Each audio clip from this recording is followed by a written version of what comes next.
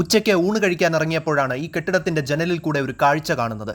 ഒന്നും രണ്ടുമല്ല സുഹൃത്തുക്കളെ, കുറെ പരുന്തുകൾ. പരന്തുമല്ല പരുന്തുകൾ. Beagle, അച്ഛേ eagle. ആകാശത്തൂടെ വട്ടമിട്ട് പരുന്തുകൾ പറക്കുകയാണ്. വട്ടമിട്ട് പറന്ന് ക്ഷീണിച്ച കുറച്ചുപേരാകട്ടെ കെട്ടിടത്തിന്റെ ഏറ്റവും മുകളിലത്തെ നിലയിൽ ഇരിപ്പുണ്ട്. നല്ലൊരു മഴ വരുന്നതിന്റെ കോള് കാണാനുണ്ട്. ഈ പരുന്തുകളൊക്കെ ആകാശത്ത് പറന്ന് നടക്കുമ്പോൾ എത്രയോ ചെറുതാണ്. ഇതിപ്പോ നമ്മളെക്കാളും വലുപ്പമുണ്ടല്ലോ മച്ചമ്പി. അത് പിന്നെ ആകാശത്തൂടെ പോകുന്ന വിമാനം ചെറുതല്ലേ, അടുത്ത് വരുമ്പോ വലുതല്ലേ? അതും ശരിയാണ്. ഇവറ്റകളെ എണ്ണാൻ തുടങ്ങിയാൽ എണ്ണം തെറ്റിപ്പോകുമല്ലോ ഈശ്വര.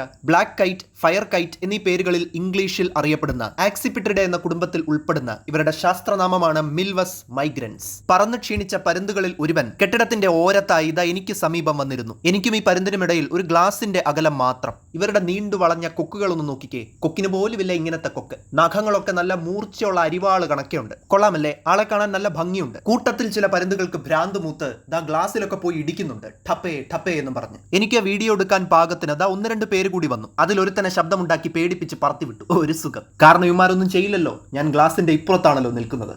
പരുന്തുകളിൽ ചിലർ താഴെ നിലത്തുമിരിപ്പുണ്ട്. എലികളെയും അണ്ണാറക്കണ്ണന്മാരെയും ചിലപ്പോൾ ഷഡ്പദങ്ങളെയും ചെറു പക്ഷികളെയും ഉരകങ്ങളെയും ഉഭയജീവികളെയും ഒക്കെ പിടിച്ച് ശാപ്പിടും ഇവർ. കൂടാതെ ആഹാര അവശിഷ്ടങ്ങളും ജീവികളുടെ ശവങ്ങളും ഇവർ ഭക്ഷിക്കും. പക്ഷെ ഇവരെന്തിനാണ് ഇങ്ങനെ സഭ കൂടിയിരിക്കുന്നത് എന്ന് മാത്രം മനസ്സിലായില്ല.